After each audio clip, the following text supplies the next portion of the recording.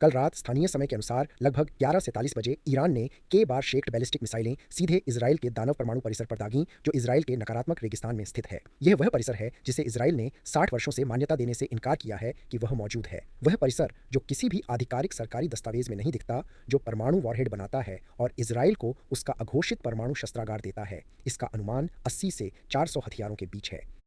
29 लोग घायल हो गए। परिसर में एक इमारत ढह गई।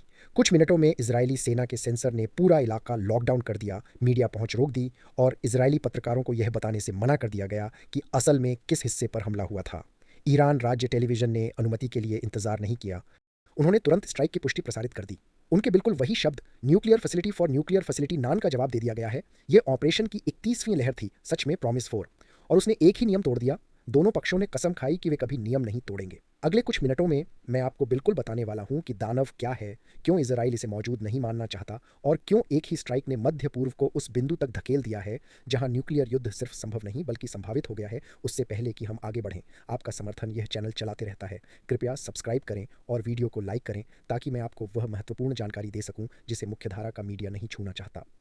अब असल क्या हुआ? इजराइल ने सार्वजनिक रूप से क्या माना? मिसाइल हमला ने अज्ञात स्थान पर निशाना बनाया। 29 लोग अस्पताल पहुंचे।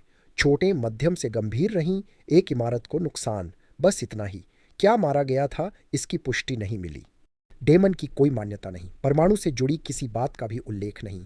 इजराइल की सैन्य सेंसरशिप कानून घरेलू मीडिया को डेमन के परमाणु क्रियाकलाप पर बिना पूर्व अनुमति रिपोर्ट करना अवैध बनाते हैं।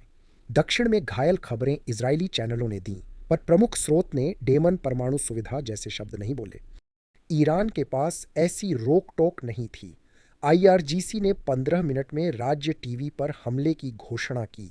प्रवक्ता स्पष्ट बोले, जायनिस्ट शासन के ईरान के नतनज संवर्धन केंद्र पर क्रूर हमला सीधे बदले में आईआरजीसी एरोस्पेस फोर्स ने सटीक मिसाइलों से हमला किया है।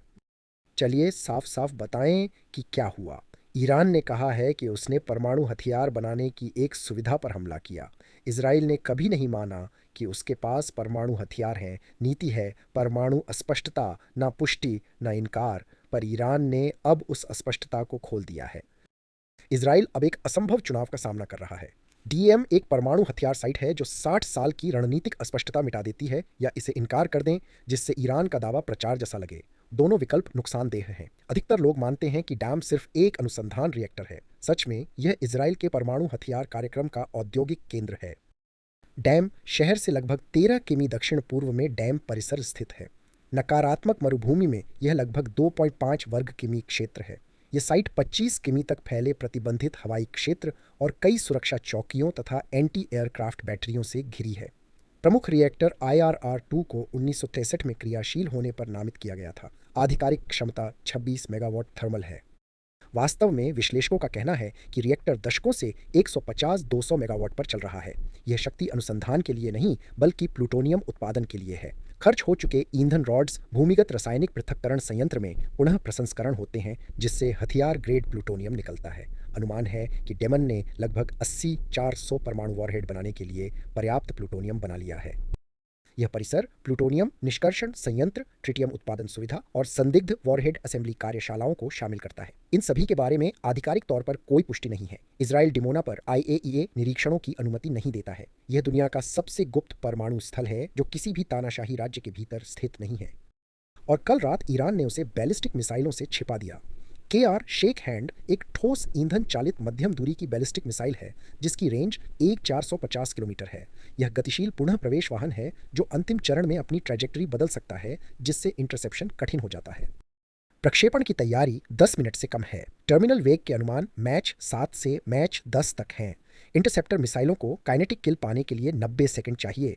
हर इंटरसेप्टर की कीमत लगभग $3 मिलियन है। ईरान पिछले 2 हफ्तों से प्रतिदिन 50 से 200 मिसाइलें लॉन्च कर रहा है।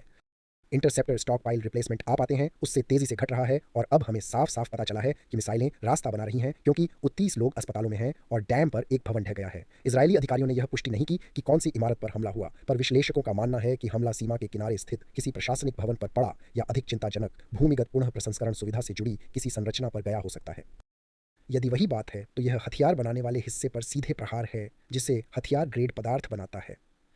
इजरायली की तात्कालिक जानकारी। लॉकडाउन से संकेत मिलता है कि नुकसान इतना गहरा है कि वे दुनिया को इसे देखने नहीं देना चाहते। ये हमला अकेले में नहीं हुआ, यह सीधे इजरायली हवाई हमले के प्रतिशोध के रूप में है जो ईरान के परमाणु संवर्धन सुविधा पर 72 घंटे पहले 19 मार्च को हुआ था।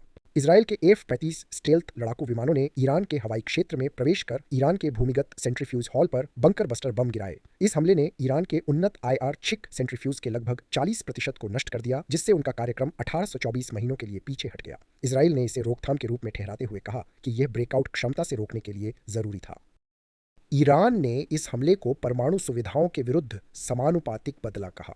यह जानबूझकर की गई समानता है और यह बताती है कि यह पहले से मौलिक भिन्न है। दोनों देशों ने परमाणु सीमा पार कर ली।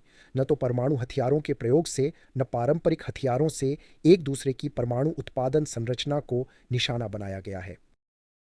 यह स्थिति है जिसे दशकों से चेतावनी दी जाती है। जब परमाणु सुविधाएं वैध सैन्य लक्ष्य बन जाएं तो प्रोत्साहन संरचना उलट जाती है।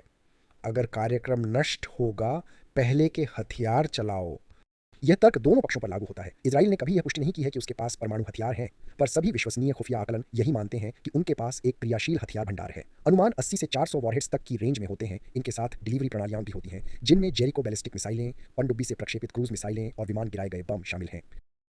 ईरान के पास फिलहाल परमाणु हथियार नहीं है, लेकिन उनके पास इन्हें बनाने की औद्योगिक क्षमता है यदि वे यह राजनीतिक निर्णय लेते हैं। जब दोनों पक्ष मान लेते हैं कि उनका परमाणु ढांचा अस्तित्वगत खतरे के अधीन है, तब क्या होगा? वह देश जिसे अभी तक परमाणु बम नहीं बना है, वह उसे बनाने के लिए तेजी से कदम उठाता है।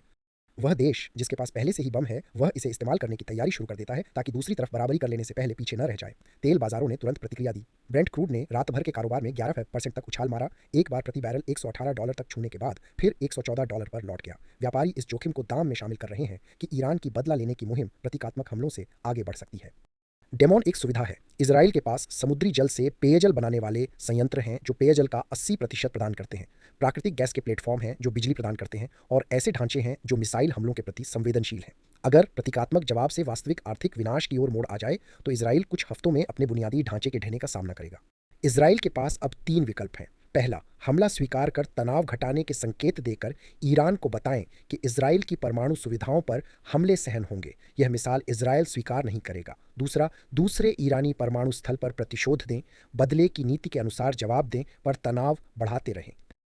तीसरा विकल्प, परमाणु सुविधाओं से आगे बढ़कर ईरान के नेतृत्व पर तेल अवसंरचना के नियंत्रण के लिए हमला करें ताकि आत्मसमर्पण करवाया जा सके। यह ईरान के प्रतिशोध के जोखिम को बढ़ा सकता है, खाड़ी क्षेत्र की तेल अवसंरचना पर वैश्विक अर्थव्यवस्था को ध्वस्त कर सकता है, या ईरान वास्तविक हथियार बनाने की दिशा में तेजी दिखा सकता है। इनमें से कोई भी विकल्प अच्छा परिणाम नहीं देगा, और यह निर्णय अभी तेल अवीव और तेहरान के नीचे बंकरों में अत्यधिक समय के दबाव के साथ अपूर्ण जानकारी के कारण उन लोगों द्वारा लिया जा रहा है। संयुक्त राज्य अमेरिका के पास दबाव डालने की क्षमता घट रही है।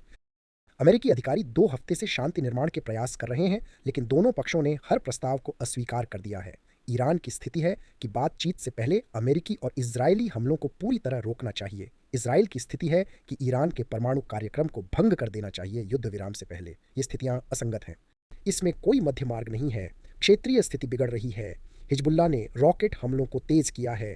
हौथी रेड सी के जहाज़ों पर हमला कर रहे हैं। इराकी मिलिशिया अमेरिकी ठिकानों पर ड्रोन चला रहे हैं। प्रतिरोध का पूरा अक्ष सक्रिय और क्रियाशील है। इस बीच सऊदी अरब, यूएई और जॉर्डन अपने हवाई क्षेत्र में अमेरिकी उपयोग सीमित कर रहे हैं ताकि ईरान के प्रतिशोध के फैलने पर वे निशाने पर न आए।